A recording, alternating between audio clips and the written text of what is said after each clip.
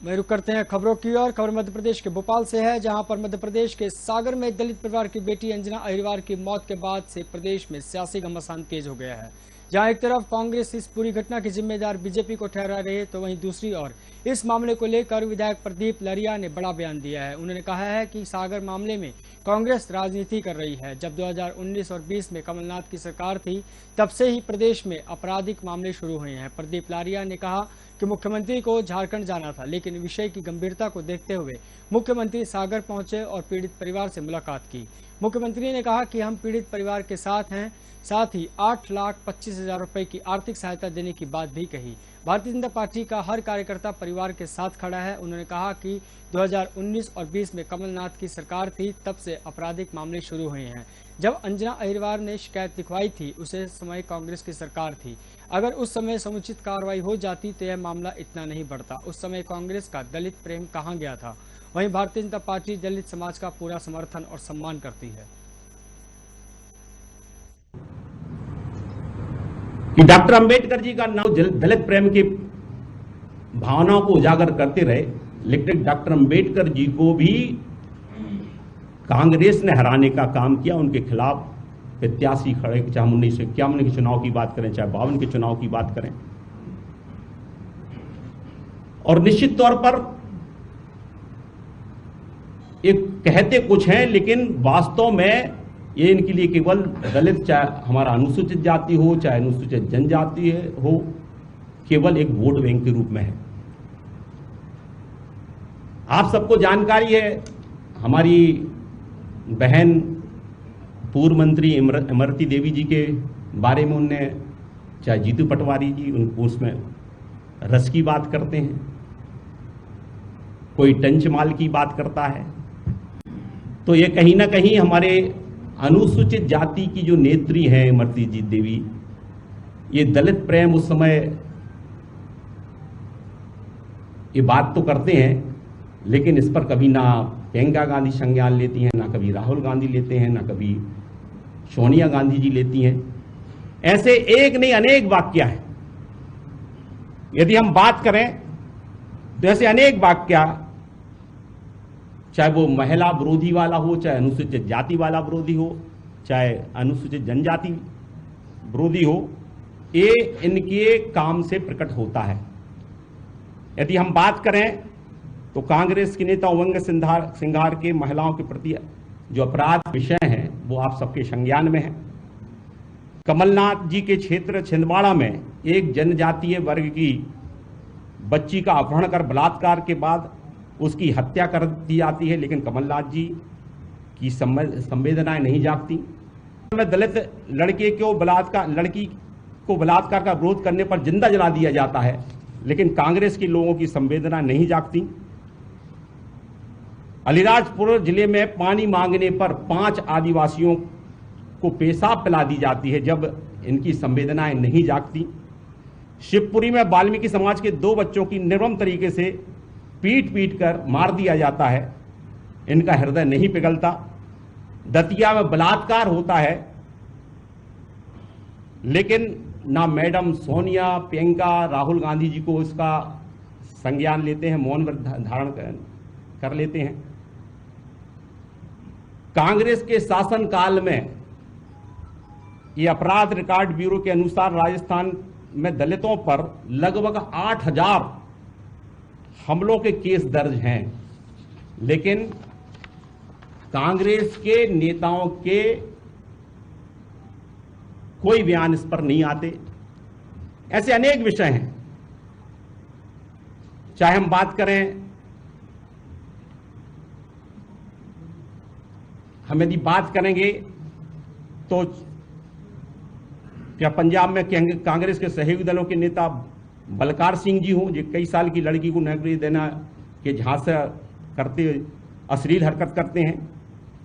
यह हम बात करें कांग्रेस की सरकार में, जब राजस्थान के एक आदिवासी युवक को जूते में पानी भरकर और शराब की बोतल में पेशाब पिलाई जाती है। जैसे अनेक मामले हैं जो इनके अनुसूचित जाति के प्रति इनकी भावना को प्रकट करता है।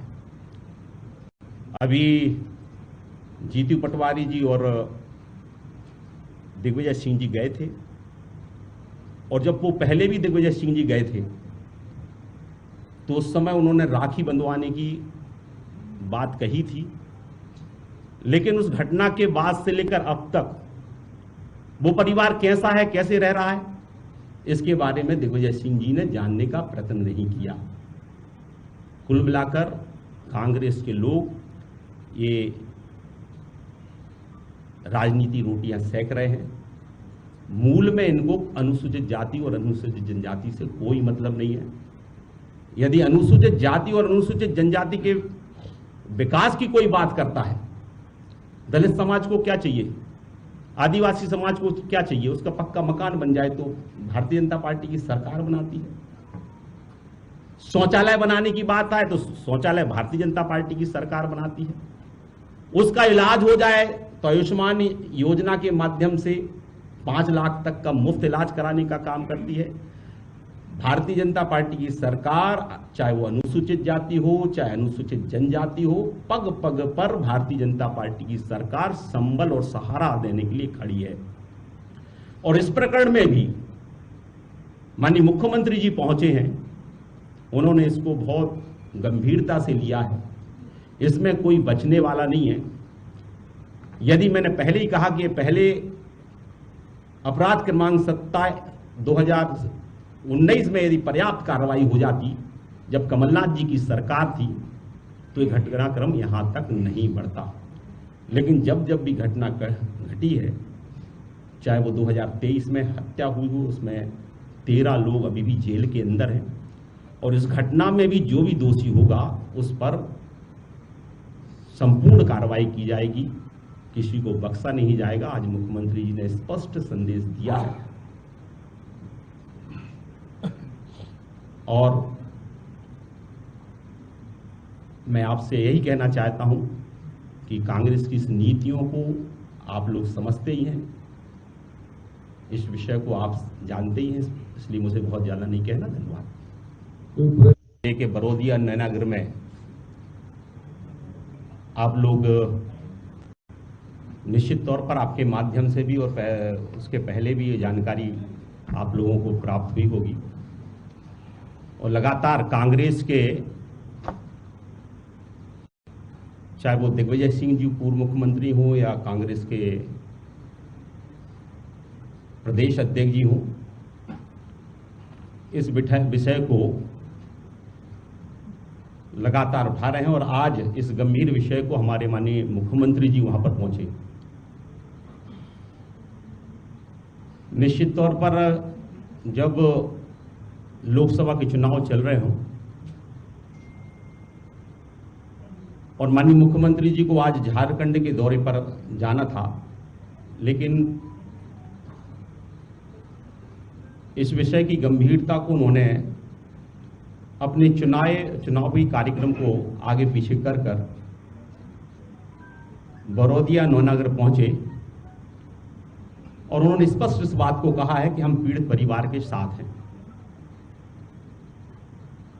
और जिस तरह से कांग्रेस के मित्र आरोप लगा रहे हैं,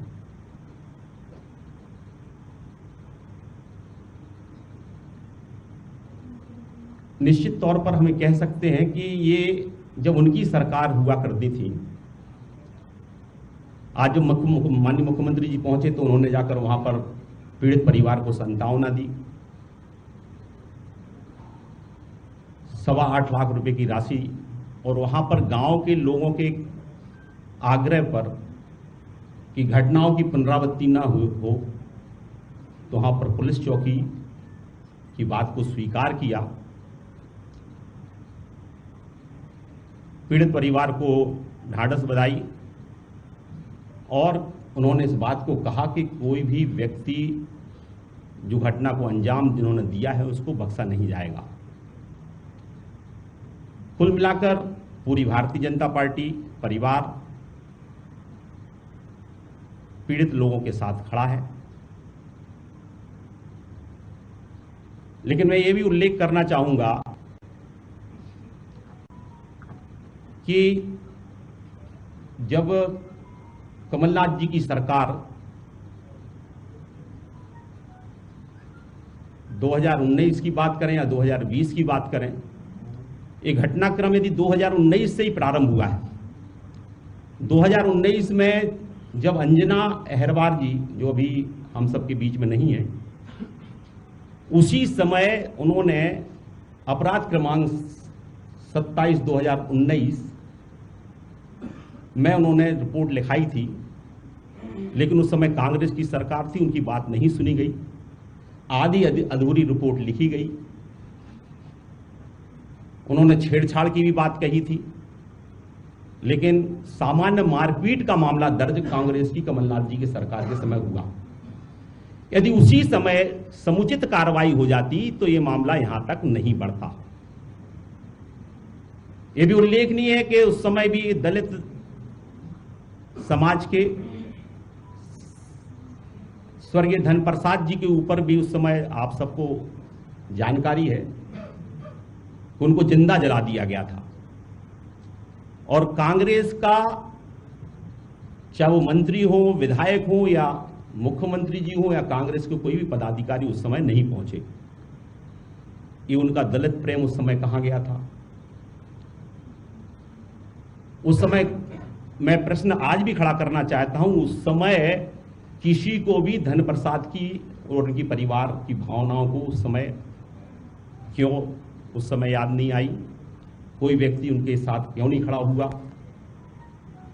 भारतीय जनता पार्टी की सरकार लगातार अनुसूचित जाति वर्ग के कल्याण के लिए काम करती है।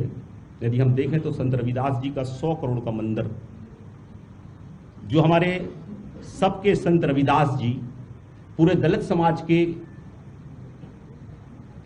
कहीं ना कहीं हम सबके भगवान हैं, उनके लिए 100 करोड़ रुपए का मंदिर बनाने का काम दलित समाज की भावना के अनुरूप किया।